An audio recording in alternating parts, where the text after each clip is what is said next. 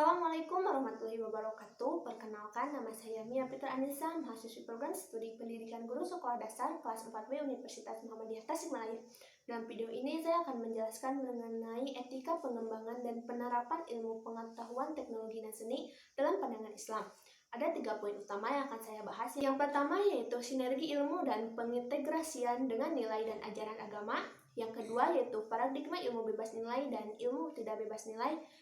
Dan yang ketiga yaitu perlunya akhlak islami dalam penerapan ilmu pengetahuan teknologi dan seni. Selanjutnya kita masuk kepada poin yang pertama yaitu sinergi ilmu dan pengintegrasiannya dengan nilai dan ajaran agama. Agama dan ilmu sangatlah saling terkait karena orang yang banyak ilmunya apabila tanpa ditopang oleh agama, semua ilmu tidak akan membawa kemaslahatan umat. Sebagai contoh, negara-negara maju yang sangat gigih mendalami ilmu dan teknologi tetapi sering menjadi sumber pemicu terjadinya peperangan. Begitu juga orang yang sangat sibuk dengan belajar agama tetapi tidak mau menggali ilmu dan pengetahuan alam di sekitar kita, maka akan mengalami kemunduran. Agama berbeda dengan sains dan filsafat karena agama menekankan keterlibatan pribadi. Walaupun kita dapat sepakat tidak ada definisi agama yang dapat diterima secara universal, kemajuan spiritual manusia dapat diukur dengan tinggi nilai yang tak terbatas yang ia berikan kepada objek yang ia sembah. Seorang yang religius merasakan adanya kewajiban yang tak bersyarat terhadap zat yang ia anggap sebagai sumber yang tertinggi bagi kepribadian dan kebaikannya.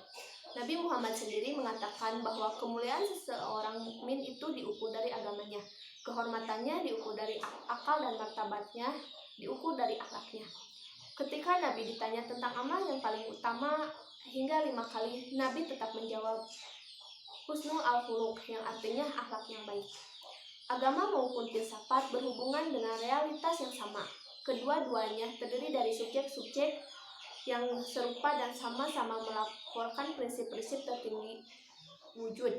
Filsafat memberikan laporan berdasarkan persepsi intelektual, sedangkan agama memaparkan laporannya berdasarkan imajinasi.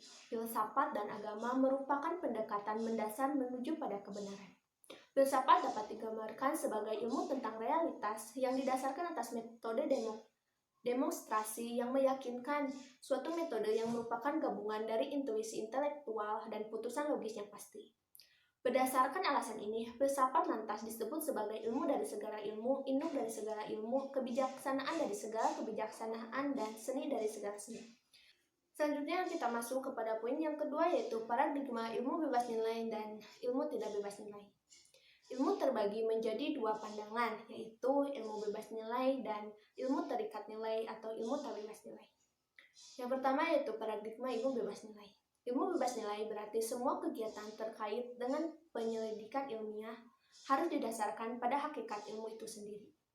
Ilmu menolak campur tangan faktor eksternal yang tidak secara hakiki menentukan ilmu itu sendiri. Joseph Situmorang menyatakan bahwa sekurang-kurangnya ada 3 faktor sebagai indikator bahwa ilmu itu bebas nilai, yaitu yang pertama adalah ilmu harus bebas dari pengendalian nilai. Maksudnya adalah bahwa ilmu harus bebas dari pengaruh eksternal seperti faktor ideologis, religius, kultural, dan sosial. Yang kedua yaitu diperlakukan adanya kebebasan usaha ilmiah agar otonom ilmu terjamin. Kebebasan di sini menyangkut kemungkinan yang tersedia dan penentuan diri. Yang ketiga yaitu penelitian ilmiah tidak luput dari pertimbangan etis yang sering dituding menghambat kemajuan ilmu karena nilai etis sendiri itu bersifat universal. Dengan bebas nilai kita maksudkan suatu tuntutan dengan mengajukan kepada setiap kegiatan ilmiah atas dasar hakikat ilmu pengetahuan itu sendiri. Orang yang mendukung bebas nilai ilmu pengetahuan akan melakukan kegiatan ilmiah berdasarkan nilai yang khusus yang diwujudkan ilmu pengetahuan. Karena kebenaran dijunjung tinggi sebagai nilai, maka kebenaran itu dikejar secara murni dan semua nilai lain dikesampingkan. Yang kedua yaitu paradigma ilmu tidak bebas nilai. Ilmu yang tidak bebas nilai memandang bahwa ilmu itu selalu terikat dengan nilai dan harus dikembangkan dengan mempertimbangkan aspek nilai.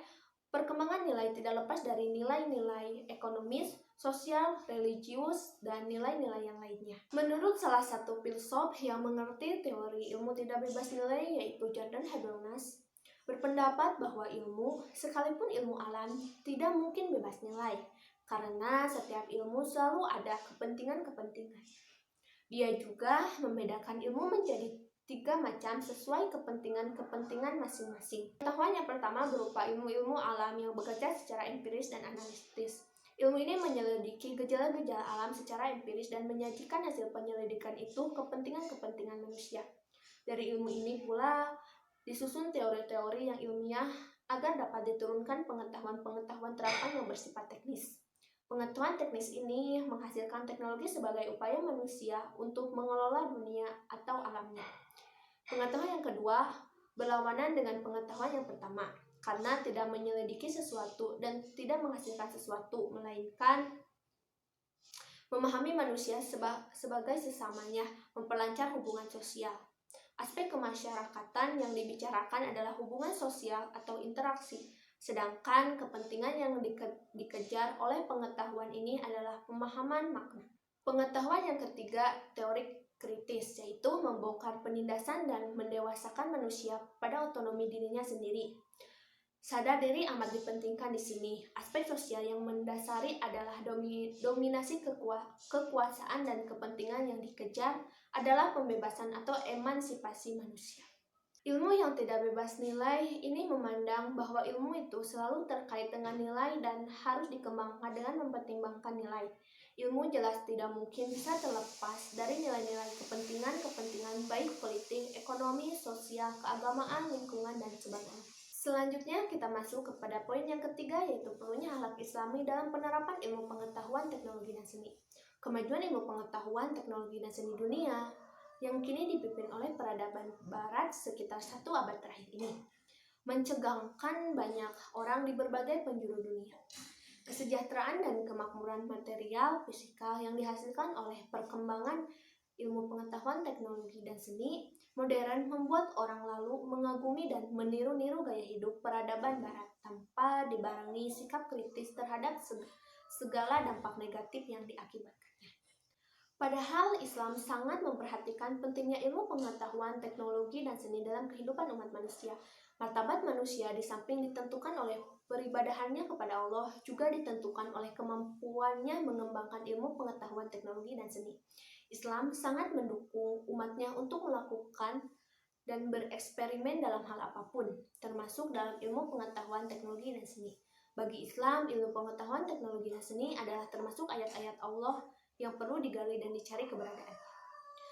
Sesuai dalam Quran surat Yunus ayat 111 yang artinya, katakanlah Muhammad, lakukanlah nazar, penelitian dengan menggunakan metode ilmiah mengenai apa yang ada di langit dan di bumi. Namun di sini perlu dipahami dengan sesama bahwa ketika akidah Islam dijadikan landasan iptek, bukan berarti konsep-konsep iptek harus bersumber dari Al-Quran dan Al-Hadis, tapi maksudnya adalah konsep iptek harus distandarisasi benar salahnya dengan tolak ukur Al-Quran dan Al-Hadis. Ketentuan halal haram, hukum-hukum syariat Islam wajib dijadikan tolak ukur dalam pemanfaatan iptek.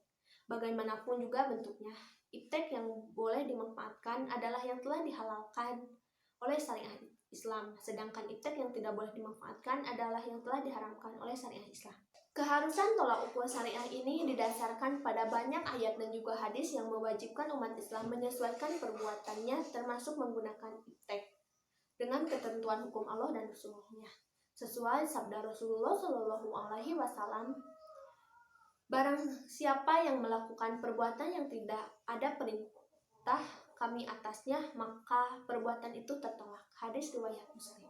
Sesuai sabda Rasulullah Shallallahu Alaihi Wasallam dalam hadis riwayat Muslim, yaitu barang siapa yang melakukan perbuatan yang tidak ada perintah kami atasnya, maka perbuatan itu tertolak.